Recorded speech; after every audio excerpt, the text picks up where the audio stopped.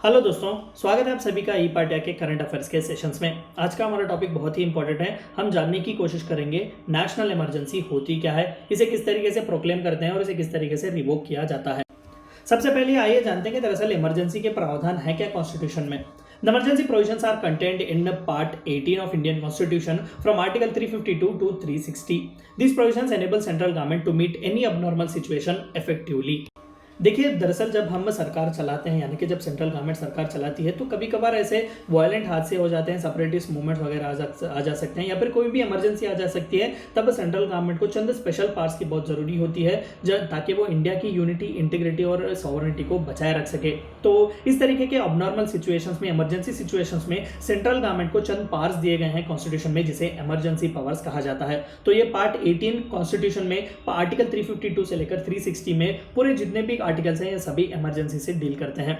The constitution stipulates 3 type of emergencies. तो 3 तरीके के आपको डिफरेंट इमरजेंसीज देखने को मिलेंगे। सबसे पहला नेशनल इमरजेंसी, जो कि आर्टिकल 352 है, अभी इसके बारे में हम बात करेंगे।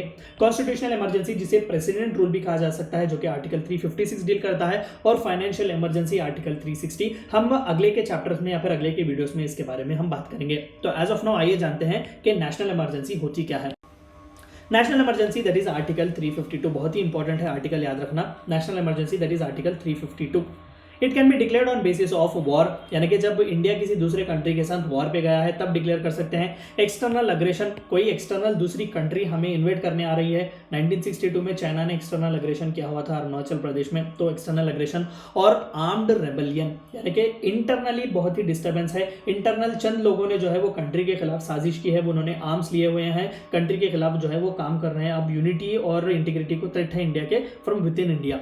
The term armed rebellion is inserted from 44th Amendment Act, that is 1978. Before this, the term was known as internal disturbance. दरअसल इंदिरा गांधी जी की सरकार पर सबसे ज़्यादा क्रिटिसिज्म अगर आया तो इसी आर्म्ड रेबेलियन, यानी कि सबसे पहले इसे इंटरनल डिस्टर्बेंस कहा गया था। यानी कि इंटरनल डिस्टर्बेंस किसी भी तरीके का हो, अगर प्राइम मिनिस्टर ऑफ इंडिया को, काउंसिल ऑफ मिनिस्टर्स को ये लगे कि इंटरनली इंडिया की इंटीग्रिटी को डिस्टर्ब होने की कोशिश है या फिर थ्रेट है, तो वो इमरजेंसी लगा सकते हैं पूरी कंट्री में। तो बाद में जनता सरकार आई थी 1977 में, मोरारजी देसाई जो थे प्राइम मिनिस्टर थे, तो उन्होंने 44th अमेंडमेंट एक्ट पास किया हुआ था, जिसके तहत इस वर्ड इंटरनल इमरजेंसी या फिर इंटरनल डिस्टर्बेंस को हटा दिया गया था और आर्म्ड रेबेलियन रखा गया था। यानी कि महज इंटरनली अगर कोई प्रोटेस्ट हो रहा है, स्ट्राइक्स वगैरह चल रहे हैं, तो वो इमरजेंसी की वहां पर जरूरत नहीं है। लेकिन अगर वही प्रोटेस्ट, स्ट्राइक्स वगैरह जो है वो आर्म्ड रेबेलियन होते हैं, यानी कि उन्होंने हथियार उठा लिए हैं और सरकार के खिलाफ, देश की यूनिटी के खिलाफ अगर वो काम कर रहे हैं, तो तभी मान लेते हैं कि सेपरेटिस्ट मूवमेंट जो अगर वगैरह चल रहे हैं, तो तभी जो है आप इमरजेंसी डिक्लेयर कर सकते हैं।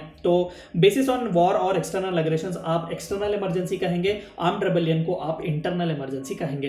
तो देखिए, जाहिर सी बात है, national emergency can be declared in entire nation और एनी पार्ट ऑफ इंडिया। पूरे कंट्री पर भी आप लगा सकते हैं नेशनल इमरजेंसी, या फिर किसी एक स्पेसिफिक पार्ट पर जहां पर इंसर्जेंसी चल रहा है या फिर इंडिया के खिलाफ साजिश की जा रही, तो उस पार्ट पर भी आप नेशनल इमरजेंसी लगा सकते हैं।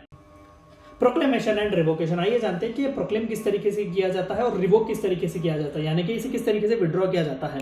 It must be approved by both the houses within 1 month from the date of its issue with a special majority. देखिए, opposed to 44th Constitutional Amendment Act 1978, दरअसल प्रेसिडेंट ऑफ इंडिया पर ये एक mandatory clause रखा गया कि पूरे cabinet का एक रिटर्न एडवाइस मिलना चाहिए। महज प्राइम मिनिस्टर के एडवाइस पर वो इमरजेंसी डिक्लेयर नहीं कर सकते। तो पोस्ट 1978 पूरे कैबिनेट को एक रिटर्न फॉर्म में एडवाइस देना चाहिए कि किस लिए जो है इमरजेंसी डिक्लेयर करनी चाहिए, और तभी जो है प्रेसिडेंट इमरजेंसी डिक्लेयर कर सकते हैं। तो इस तरीके के डिक्लेयर करने के विद इन 1 मंथ चाहिए कि पूरे 2 हाउसेस, यानी कि राज्यसभा और लोकसभा में स्पेशल मेजोरिटी के साथ, यानी कि 50% of the members and 2/3 members of the president and voting, अगर वो सहमति दे, तभी जो है पार्लियामेंट, यानी कि पार्लियामेंट की सहमति जब मिले, तभी जो है नेशनल इमरजेंसी वो फर्दर एक्सटेंड होगा, या फिर वहीं पर वो रिवोक किया जाएगा, वहीं पर वो रुक जाएगा।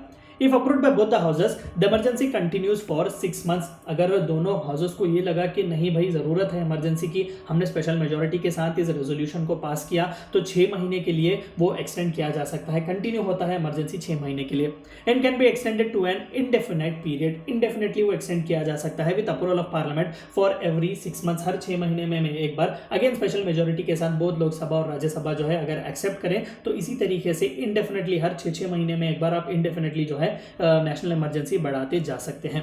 The emergency must be revoked if Lok Sabha passes a resolution by simple majority disapproving its continuation. मान लेते हैं कि यहाँ पर 1 महीने के बाद पार्लियामेंट में ये लगा या फिर प्रोक्लेम करने के विदिन एक 10-15 दिन के बाद लोकसभा को ये लगा कि नहीं, हमें डिसअप्रूव करना है, इमरजेंसी की जरूरत नहीं है। अगर लोकसभा एक छोटा सा रेजोल्यूशन भी पास करें डिसअप्रूव करते हुए सिंपल मेजोरिटी के साथ कि भाई आप रिवोक कर दें, तो चाहिए कि उस नेशनल इमरजेंसी को रिवोक करना बहुत ही ज़रूरी है।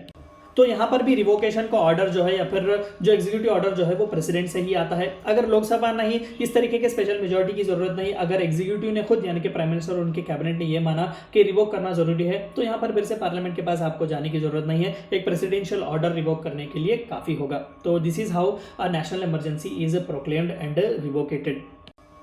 डिक्लेरेशन मेड सो फार, अब तक कितनी बार जो है नेशनल इमरजेंसी डिक्लेयर किया गया है? सबसे पहली बार on October 1962 on account of Chinese aggression in Northeast Frontier Agency Arunachal Pradesh and was in force till January 1968। तो 6 साल के लिए जो है ये नेशनल इमरजेंसी लगवाई गई थी जब चाइनीज इंडो साइनो वॉर वहाँ पर चल रहा था। दिसंबर 1971 in the wake of attacks by Pakistan, Bangladesh liberation war 1971-72 जब चल रहा था, वहाँ पर भी नेशनल इमरजेंसी लगवाई गई थी। Even when the emergency was in operation, that is 1971 जब इमरजेंसी थी, इंदिरा गांधी जी की सरकार ने वॉर डिक्लेयर किया हुआ था बांग्लादेश के लिबरेशन के लिए, तो वहाँ पर ऑलरेडी इमरजेंसी थी। Then the third proclamation of national emergency was made in June 1975। यहाँ पर एक्सटर्नल इमरजेंसी, लेकिन यहाँ पर 1975 में इंटरनल इमरजेंसी डिक्लेयर की गई थी। तो ये तीसरी बार था जब डिक्लेरेशन हुआ था नेशनल इमरजेंसी का, और सबसे ज़्यादा बिटर क्रिटिसिज्म इंदिरा गांधी जी पर यही पर हुआ था कि अब उन्होंने इंटरनल डिस्टर्बेंस पर जो है 1975 में एक प्रोक्लेमेशन किया था इमरजेंसी का।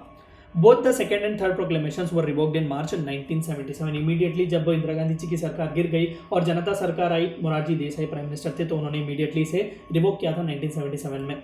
बहुत ही बार, कई बार जो है हम क्रिटिसाइज करते हैं कि बहुत ही मानव राइट्स, मानव अधिकार जो है उनका उल्लंघन किया गया था, प्रेस के फ्रीडम को जो है वो रोका गया था। तो इस तरीके से बहुत से एडवर्स इफेक्ट्स आते हैं नेशनल इमरजेंसी को लेकर। तो ये थी चंद बातें आपको जाननी थी नेशनल इमरजेंसी के बारे में। आई होप कि आपको वीडियो पसंद आया होगा। Thank you for watching my video.